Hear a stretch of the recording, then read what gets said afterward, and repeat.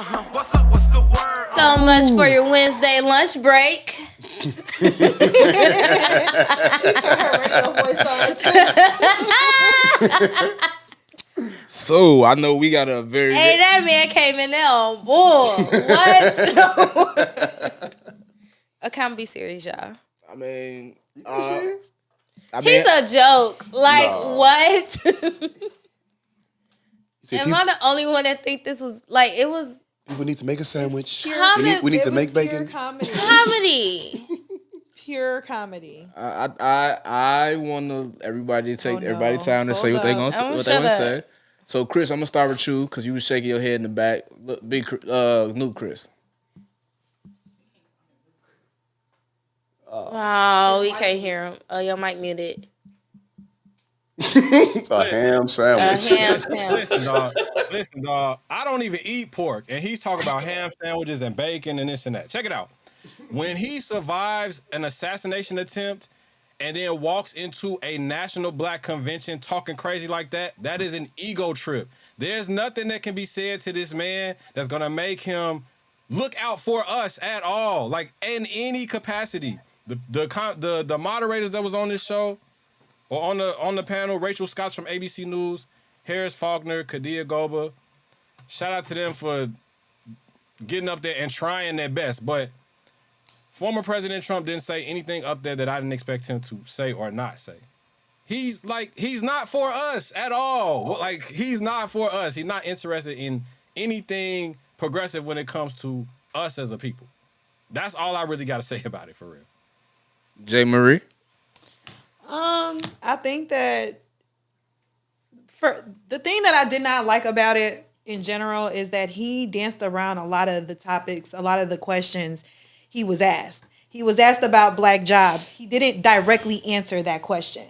What is black job? Oh, they're taking away all the Hispanic jobs and the black jobs. And answer the question, because what did you mean by that? We know what you meant by that, but what did you stand on what you said? And then he got into like the whole abortions rights things, which I feel like, just his stance on it in general. There was a lot I just feel like he contradicts himself a lot in certain things that he says. He said about the whole immunity thing with the police officers. Then he goes, oh, well, it's going to be a case-by-case basis. We know that it's not going to be a case-by-case basis if you pass this. We know this because you have time and time again have shown what you feel about people who are being killed. Like, think about George Floyd and how that was handled. When he was president and the people that were killed by police officers, how did he handle those situations? So we can't even pay attention to at this point what he's saying. We have to refer back to what he did during his presidency the first time. And I think that is going to give you a clear direction in where he's going. He doesn't have to convince us at this point because we've already seen what he could do. That's my take. We're gonna go to the Gen Z in the room. I was a little passionate about that. I'm sorry. No, that was good. That was good. So, Chris, you're the Gen Z in the room. How you feel about it? I don't care. I ain't gonna say I don't care about that. I'm not gonna say that. Okay. But no, that was a wild little conference there. Like you said, Jay, he definitely tiptoed around a bunch of questions. He definitely didn't answer the one question she asked about the rioters that stormed the Capitol. J6, yeah. January 6th. Insurrection, like, right? and he's like, I'm gonna deflect it to y'all. He's like, well, what about these people that did the riots here, there, and there? He like, so he definitely. I didn't learn anything new. There's nothing new about Trump that I learned that I already didn't know or didn't feel a kind of way about. And I feel like he handled it. I respect him to even go on a platform like that to talk to black journalists. That's nice, but he didn't tell us nothing new about him. Brianna Anderson. You wild as saying my real name. He been doing that all day. He been calling us by our government. Insane. Well, Bree specific. Bree. And you gotta lead a Twitter space about this in like an hour. I know. I think it was I don't want to say very comical. It was funny. I ain't gonna cap black people. It was funny. But on a more serious tip, I just think you could really tell somebody that's for the people opposed to somebody that's for power. And he's clearly for power. He got on that stage, got on that platform, and I don't know why it was a little ounce of hope. Not that I want to be pro-Trump, but I just be wanting to see the good in somebody. You know, like at least know that there's an ounce of like some type of resentment for what you haven't done for Black people, or like just like some type of empathy there, that you will come on this platform in front of a whole crowd of Black people and some of the top like congressional journalists that we have in the nation. Like you'll at least be a little remorseful for things that you know you probably haven't done right in the past, or at least want to give us some type of hope for the future. There was nothing hopeful about that conversation. I feel like even when, like you said about the immunity thing, like it just didn't make sense. I feel like I started watching a couple of his rallies, so I feel like this was probably the first time that I did see him break it down that far, as for him to even say it would be a case by case basis. Even with the abortion, when he was like, well, I believe in like, well, if it's rape, if it's this, if it's that, you're fine to get an abortion. But I just think he just said that to smooth over the blow. Like, if you can't deflect it, he gonna try to, like him. And when you told me he was a Gemini, now it makes perfect sense. like the king of the Geminis, for sure. Like, the manipulation is, like, on steroids with him. And I just thought that he would at least put a part of his ego down, because you coming into a space that you've never been to before. But the way this man think he just runs the world. And but this goes back to my point that I made earlier about it's very clear as day. We can look at his presidency before. This attitude, this arrogant attitude is nothing new. It's been there. And now that he know that he's done it before and gotten away with treason or whatever they were trying to impeach him for, and did it again, he feels unstoppable. Yeah. Absolutely. I just think that at the end of the day, he's not telling us anything new. Yes, he might have broken down his viewpoints on what you said, the abortion rights, but even just the way his energy was when he walked in. Well, Kamala didn't, she didn't come. I was only coming because of her. Like, you worried about the wrong things. That's him deflecting. That's definitely him deflecting. I really felt bad when he said he didn't know much about the Sonya Massey case. You sit in front of a room full of Black people and say you don't know nothing about just happened. He said they probably made a mistake. He said maybe they made a mistake. That's that's unhinged. Like, that's insane to say in a room full of Black people. Like, what is the matter with you, bro? You haven't addressed it at all. But also going back to, like, I've been listening to his rallies while I've been working out, y'all. I don't know, maybe it charges the anger in me to keep working out, but it's so scripted.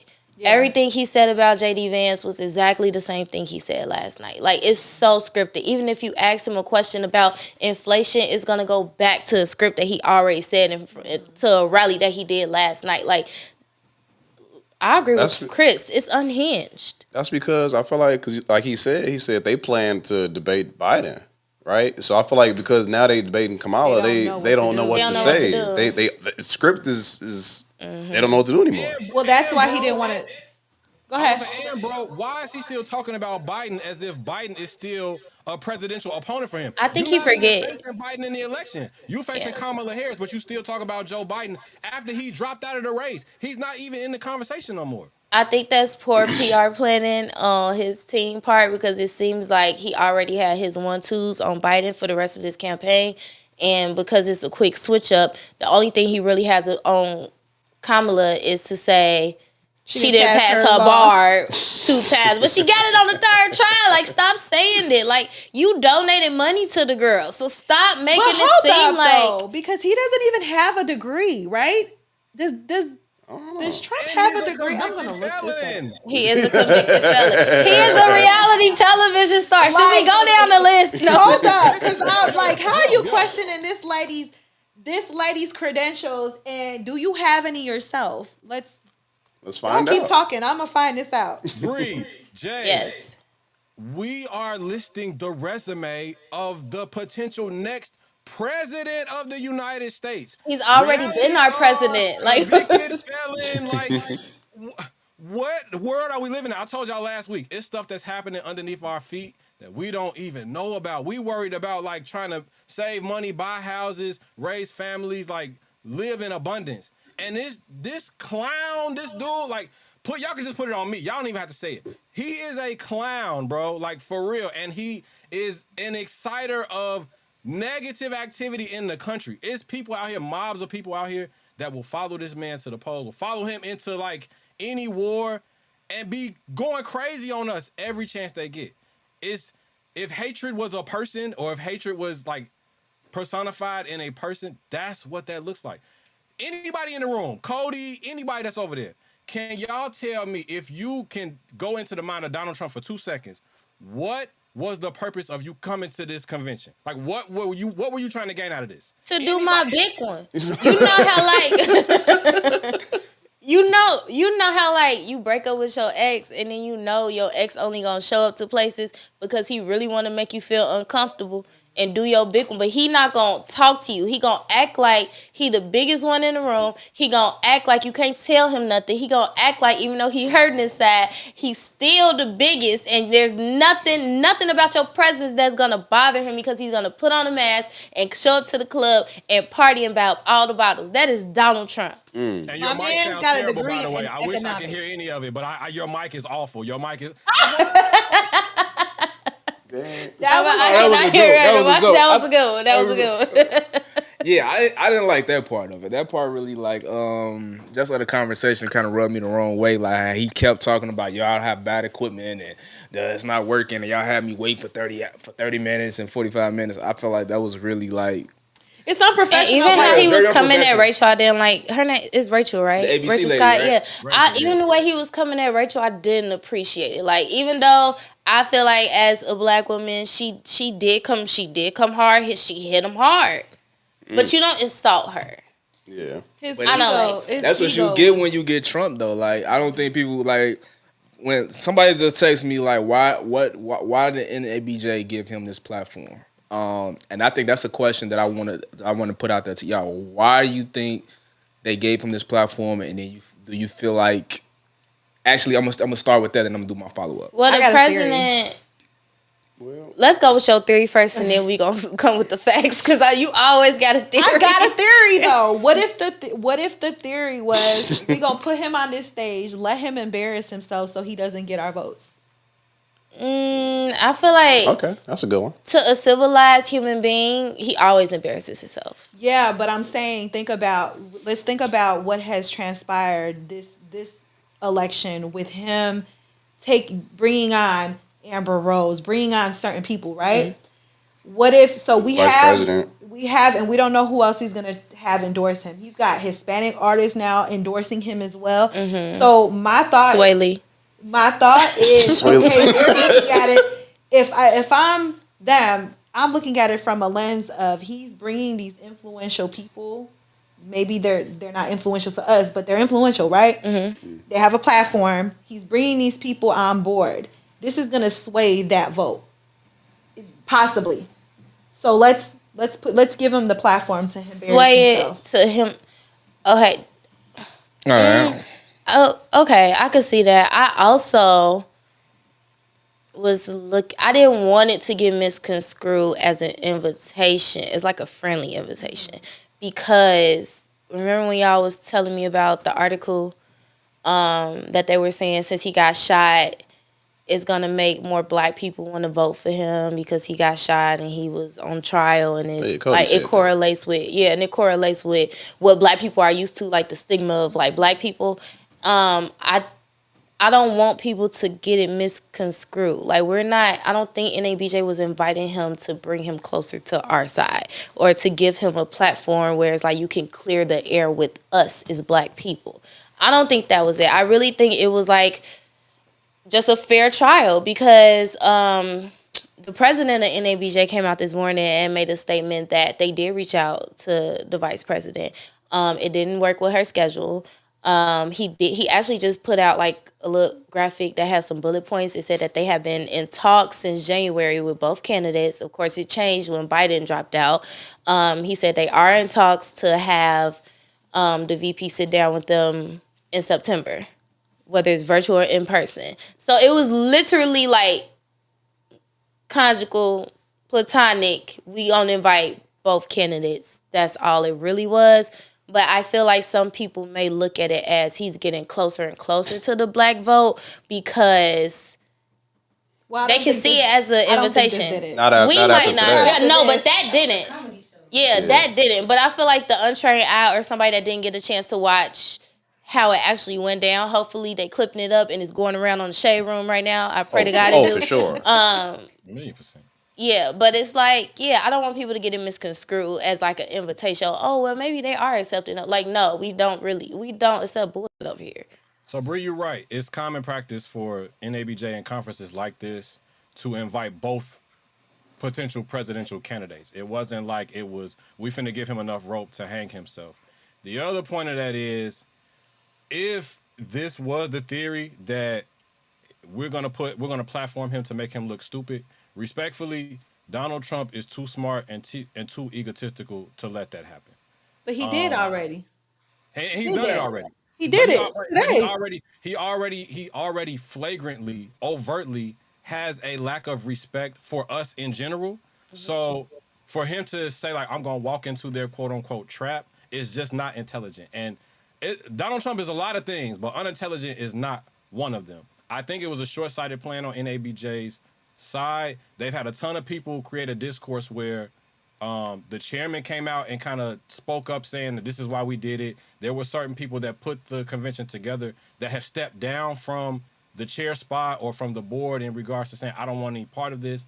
When you have that type of discourse or you have that type of, I guess, split decision making, when this is a national organization, that does not bear a positive viewpoint from the stands of John Q. Public, somebody that's not even at the convention. We looking at, there's some people that is at home and saw that and like, why in the world would a black organization put this platform this man? And there's some people that said, hey, we want to see him make a fool of himself. But Jay, like you said, he's already done it multiple times. Why do we need to sit through that and watch it again? He's consistent, if nothing else. He's already shown us how he feel about us and what he thinks of us and our vote, to be perfectly honest. So it's nothing new that he said. There's nothing that was surprising that was said. There was some things that Hold on. like, even me sitting there, like, I got a quote of something that was new, and I want to get y'all take on it. And I quote former President Donald Trump: "I have been the best president for the black population since Abraham Lincoln." He need a red nose and some hair. And some white Abraham Lincoln is crazy. That was nasty work right there. That was nasty. Oh, so many Abraham levels. Lincoln. He funny, man. That's some funny to say. Wait, but he like literally just says anything. Bro is the type of person Does he that know will who spit in Abraham your Lincoln face. was? Listen, A white man The that was real president. Abraham Lincoln. Because bro is the type of person that will spit in your face and tell you it's raining. You feel what I'm saying? Like, No, literally. for real. Literally. Like, we have to smarten up.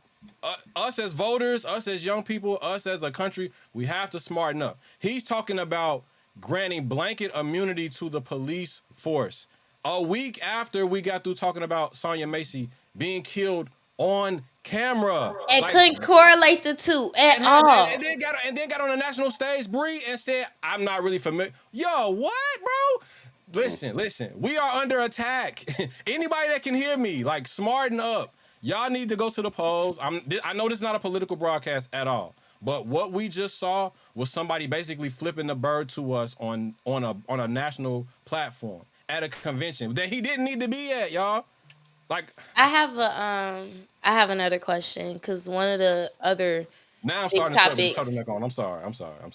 Take the brooch and the blazer off. For real. Okay, it's giving Matrix. So one of my questions, because a lot of people were saying that, oh, they had the wrong people on the stage, or they were saying, but I do believe that some of the people didn't even know, like, the credentials of the journalist that they had interviewed him. Do y'all feel like the journalist did a great job? absolutely. I think they did.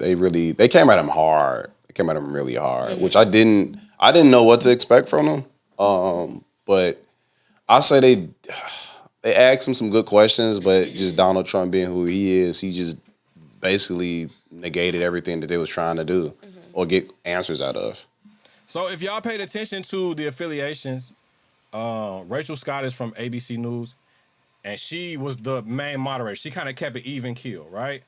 Kadia Goba was from Semaphore. She was a little bit more antagonistic, trying to get her questions out, and he was kind of insulting to her. The one that stood out to me was Harris Faulkner. Harris Faulkner is a correspondent for Fox News. That's number one.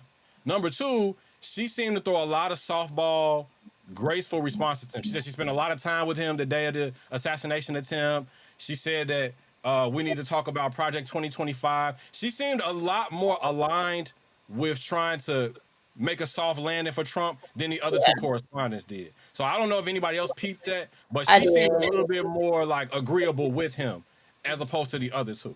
Yeah, and you could tell that he was more trusting in her. Like he knew her by name. They had, she said that they were just together right before the shooting happened a couple weeks ago. So you could tell that he trusted her more, and she definitely played her hand on that really, really well. I just wish it was more follow-up questions to abortion.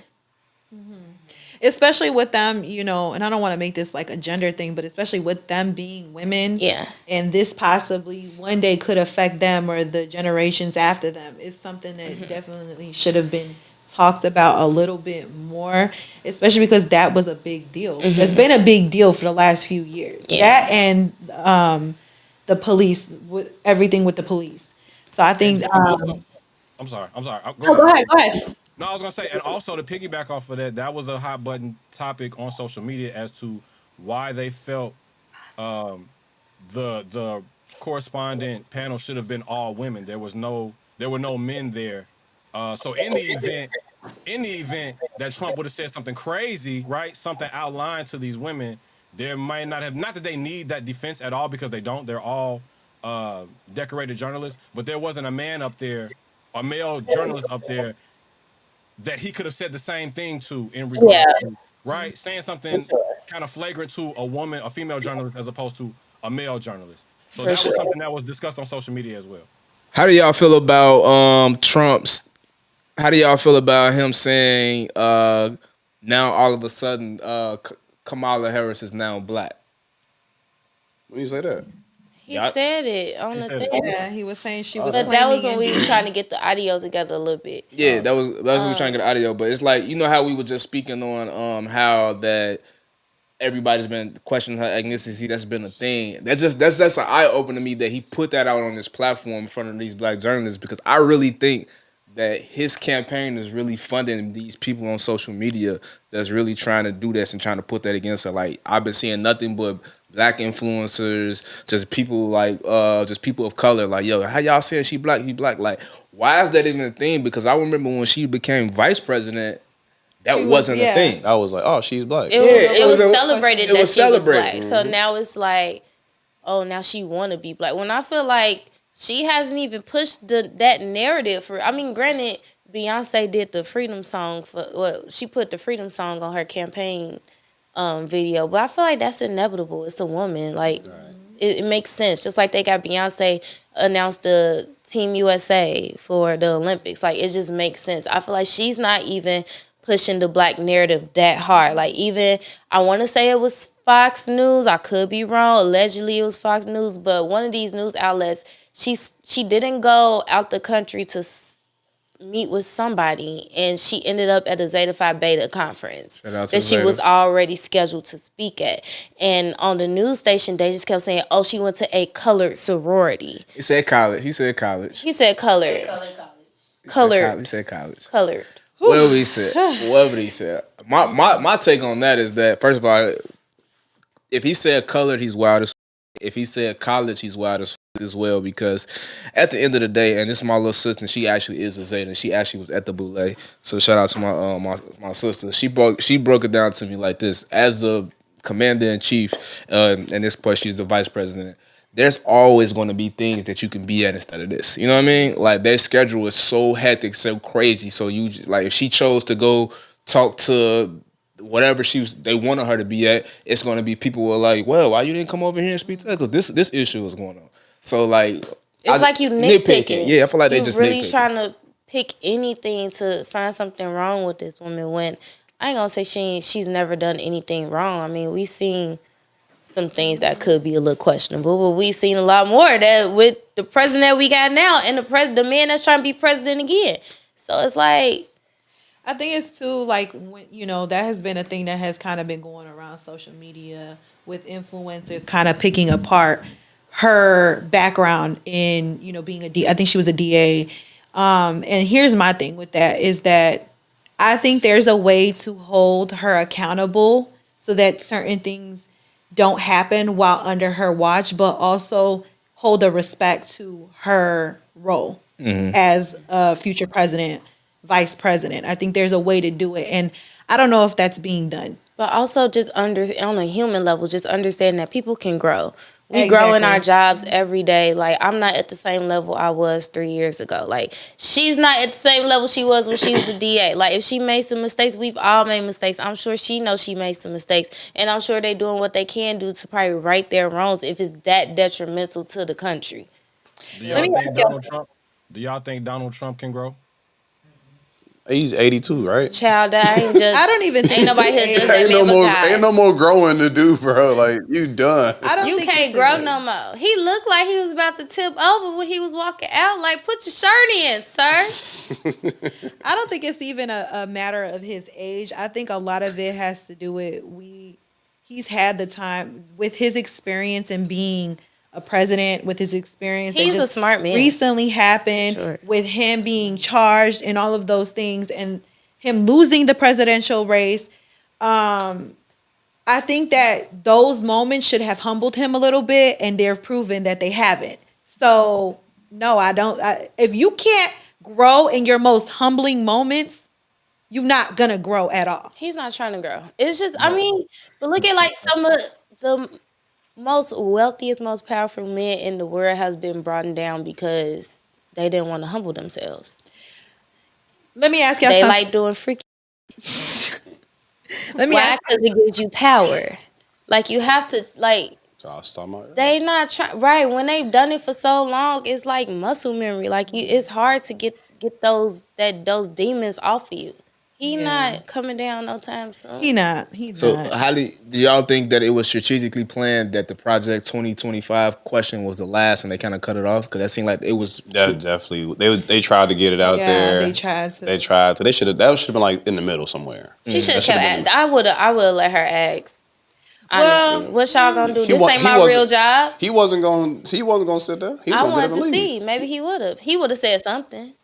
Have y'all looked at the lyrics to the beginning of Euphoria, like recently? Because that's what that I was concept felt like. Master manipulator, a liar, all of that. Like, that's all that was kind of floating through my head the minute he got on stage and got to going on his Trumpathon. Like, they couldn't even get those questions out Crazy. because he got the rolling into talking about J.D. Vance and his whole like bio about how he went to Ohio State and this and bro. Don't nobody care about none of that. They asked him what makes that man qualified. Why did you pick him? Oh, because he's a family man. Like, you know how many people got wives and kids? What are you talking about? He came from. What did he say? I think he came. He didn't have no connections at Yale. He got into Yale. And then he moved to Ohio. Like, dog, you just doing this to kind of like waste time, and that's political. That's what politicians do. That's how they box themselves. That's how they get out of a corner in a boxing match. If somebody asks them a hard question, they meander and they go on and on and on about something that's not important, and they waste the time that's been afforded to them. So now when he leaves, his job is done. He did exactly what he was supposed to do. He came in, he made some people mad that he know he probably ain't even gonna Get that vote from. Yeah, get that vote from, be attracted to anyway, and kept it pushing. What's next on the list? What's next on my agenda? I'm about to catch my flight and get up out of here. Like, nothing new came from this. All he did was stir the pot like he always does. And he thrives off that controversy, I think, too. Like, some of the tactics that he's used before with like the shock value. Mm-hmm. Shock value is a thing that he is going to use, and if he wins this election, I think that's going to be a part of it. Whatever he can do to shock people, whatever he can do to rile people up, because we got to remember there's a lot of conservatives who like that. And I need people to understand, if he wins, this presidential run is going to be so different from the last one. The man got lucky we got to COVID. and everybody had to get some money. It wasn't like he was like, hey, let me just give out money because we're just living life and life is living. Like, no, we were about to die and starve. Like, the government was going to give the money whether he was president or CODY was president. Y'all was going to get some money. Y'all not getting no money this round. Dude And said, let's I've also- done more for black people than Abraham Lincoln. Since Abraham Lincoln. That is like, do y'all remember in these comic books and like on Saturday morning cartoons when them super villains be like they trying? That's what he sounded like. He sounded like he's out of unreal. Sounded He crazy. sound like Crazy. Did he not forget From that Kim Kennedy Possible. wasn't Kennedy it was Kennedy or Johnson that passed the civil rights bill, right? They gave us the end of life Don't segregation. give me the line, stuff child. like that. It was Johnson, right? I feel like it's Kennedy. I mean, it was. I think Kennedy introduced it. I think Kennedy was murdered before it was passed. I think Johnson was the one that passed it. It's just a lot. We forgot about like just Bill Clinton during his presidency. Barack Obama, that was crazy. It was just a lot that I just wasn't really. I think he got up there to entertain. That's what he been doing though. Yeah. He got up to entertain, and I think when it goes back to they say why did NABJ give him this platform? Chris said it backfired and it went left. Like we gave him this opportunity and he came in joking and playing in our face. But No, real quick, not to mention that he was 35 minutes late, and this is not like the reason that NABJ has their conference in Chicago. This threw off a bunch of other sessions and a bunch of other meetings that are supposed to be going on. So he disrupted essentially the beginning of the convention. Literally the top of the convention. That's crazy. The top of the convention. And I feel like what I would like to know, did they ever think to not have him? Especially when they knew that the vice president couldn't be there. I know the president NABJ did say, this is something that we do every election. Right. But was there an option to just not have it or to have it at a later date? I know they just before they went off, they said they're gonna give us more information about them scheduling the meeting conversation with Kamala Harris in September. Yeah. In a BJ conversation, which is dope. But I do want to say there is a plus to this conversation, right? It was a plus to this. And I think the major plus to this is that we got people talking about politics. We got people talking about policy. We got people from all different generations, all different walks of life, especially minorities. We're all talking about this shit. Like, this is I think, and to be honest with you, I don't think Trump being who he is, and I hate to give him some type of flowers and some type of in this way, but him being who he is opened the door for us to have these conversations. Yeah, because we wouldn't have had it. Because we would have been, oh yeah, we're just gonna vote Democrat after Republicans and stuff like this. But now it's like, okay, now, and the way his team and the way they've been attacking Kamala Harris is like, okay, let's learn more about her and more about what the Democrats do. So we're learning more about both sides. And now when we're giving our opinions on why we're voting, like I think now when you talk to more people, like why you voting for Kamala Harris or why you vote for Trump, I think it's more to like, you know what I'm saying, to back up your point opposed to just saying, well, I always vote Democratic or I vote Republican.